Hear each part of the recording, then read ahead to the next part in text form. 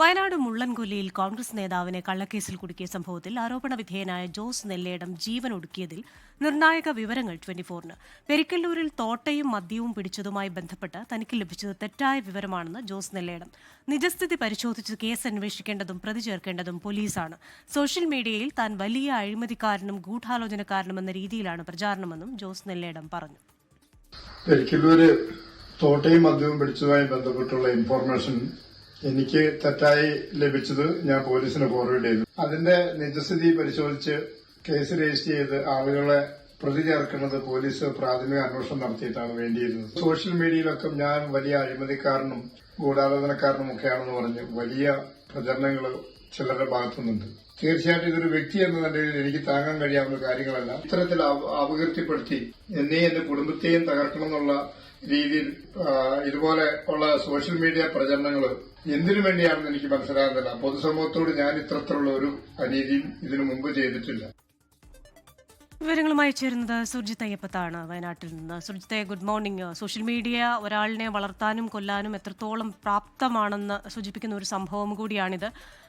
കാണുന്നവർക്ക് അതൊരു ചെറിയ കാര്യമെന്ന് തോന്നുമെങ്കിലും തന്റെ പൊതുജീവിതത്തിൽ അത് വലിയ പ്രശ്നങ്ങൾ ഉണ്ടാക്കുന്നു എന്ന് അദ്ദേഹത്തിന് താങ്ങാൻ പറ്റുന്നില്ല എന്നൊക്കെയുള്ള ഒരു വിശദീകരണ വീഡിയോ ആണല്ലോ ഈ മരണത്തിന് തൊട്ടുമുമ്പ് അദ്ദേഹം റെക്കോർഡ് ചെയ്തിരിക്കുന്നത്. എന്തൊക്കെ കാര്യങ്ങളാണ് അതിൽ പറയുന്നത്? ആത്മഹത്യയിലേക്ക് നയിച്ച കാരണങ്ങൾ എന്തൊക്കെയാണെന്നാണ് നമുക്ക് മനസ്സിലാക്കാനാകുന്നത്?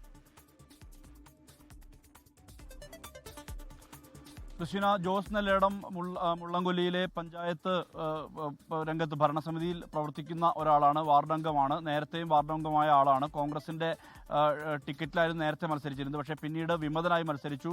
വലിയ ഭൂരിപക്ഷത്തിൽ വിജയിക്കുന്നൊരവസ്ഥ ഉണ്ടായി. 3 പ്രധാനപ്പെട്ട പാർട്ടികൾക്കെതിരെ നിന്നുകൊണ്ട് വിമതനായി ഒറ്റയ്ക്ക് നിന്ന് മത്സരിച്ച് വിജയിച്ച ആളാണ്. ഇതിന്റെ കാരണം തന്നെ ഇവിടുത്തെ ജനകീയത തന്നെയാണ് ഏറ്റവും പ്രധാനപ്പെട്ട കാര്യം. ഈ മേഖലയിലെ നിരന്തരമായ പ്രവർത്തനങ്ങളിൽ പല വിഷയങ്ങളിൽ, അതായത് ഇവിടുത്തെ കൃഷിനാശം, അതോടൊപ്പം കടമാൻതോട് പദ്ധതിക്ക് അനുകൂലമായ നിലപാട്, കബനിയിലെ ജലവിഹിതം ലഭിക്കുന്ന കാര്യവുമായി ബന്ധപ്പെട്ട് ഇവിടുത്തെ മറ്റ് വിഷയങ്ങൾ, ജനകീയ വിഷയങ്ങൾ, ബസ് സർവീസുമായി ബന്ധപ്പെട്ട വിഷയങ്ങൾ, ഇതിലെല്ലാം തന്നെ സജീവമായി ഇടപെടുന്ന ഒരു പൊതുപ്രവർത്തകൻ എന്നുള്ള നിലയിലാണ് ജോസ് നെല്ലേടത്തെ ഈ നാട് അറിയുക. അത്രമാത്രം വലിയ രീതിയിൽ ഇടപെടുന്നൊരു നേതാവ് കൂടിയായിരുന്നു അദ്ദേഹം. ഇപ്പോൾ അടുത്ത കാലത്താണ് കോൺഗ്രസിലേക്ക് തിരിച്ചെടുത്തത്. മണ്ഡലം വൈസ് പ്രസിഡന്റായാണ് തിരിച്ചെടുത്തത്.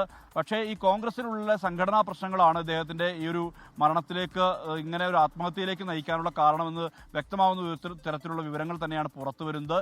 ഇതിൽ പ്രധാനമായും ഈ കഴിഞ്ഞ ദിവസം ഈ ഒരു പെരിക്കല്ലൂരിൽ തങ്കച്ചൻ എന്നയാളുടെ വീടിന്റെ കാർപോർച്ചിൽ കാറിന് താഴെ തോട്ടകളും ഒപ്പം തന്നെ മദ്യവും കൊണ്ടുവച്ച ഒരു കേസുണ്ടായിരുന്നു. ഈ കേസുമായി ബന്ധപ്പെട്ട് നിരപരാധിയായിരുന്നു തങ്കച്ചൻ എന്നുള്ളത് വ്യക്തമായി. ഇതിനുശേഷം ഇയാളെ വെറുതെ വിടുന്നൊരവസ്ഥയാണ് ഉണ്ടായത്. വാർഡ് പ്രസിഡന്റാണ് കോൺഗ്രസിന്റെ. ഇതുമായി ബന്ധപ്പെട്ടാണ് ജോസ് നെല്ലേടം ആരോപണ വിധേയനായത്. ഇദ്ദേഹം ഇതിൽ കൃത്യമായ രീതിയിൽ തന്നെ പറയുന്നു. അതായത് പെരിക്കല്ലൂരിൽ തോട്ടയും മദ്യവും പിടിച്ചതുമായി ബന്ധപ്പെട്ട് തനിക്ക് ലഭിച്ചത് തെറ്റായിട്ടുള്ള വിവരമാണ്. പക്ഷേ ഇതുമായി ബന്ധപ്പെട്ട വിവരങ്ങൾ സാധാരണഗതിയിൽ ലഭിച്ചാൽ അത് പോലീസിന് കൈമാറാറുണ്ട്.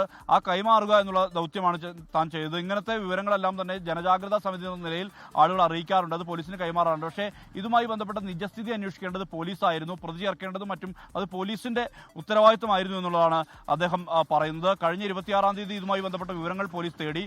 അറിയാവുന്ന വിവരങ്ങളൊക്കെ പോലീസിന് കൈമാറിയതാണ്. ഈ വിഷയവുമായി ബന്ധപ്പെട്ട് പിന്നീട് സോഷ്യൽ മീഡിയയിൽ തനിക്കെതിരെ വലിയ രീതിയിലുള്ള ഒരു ഗൂഢാലോചനക്കാരനും അഴിമതിക്കാരനുമായി ചിത്രീകരിക്കുന്ന തരത്തിലുള്ള പ്രചാരണം നടന്നു എന്നുള്ളതാണ് പറയുന്നത്.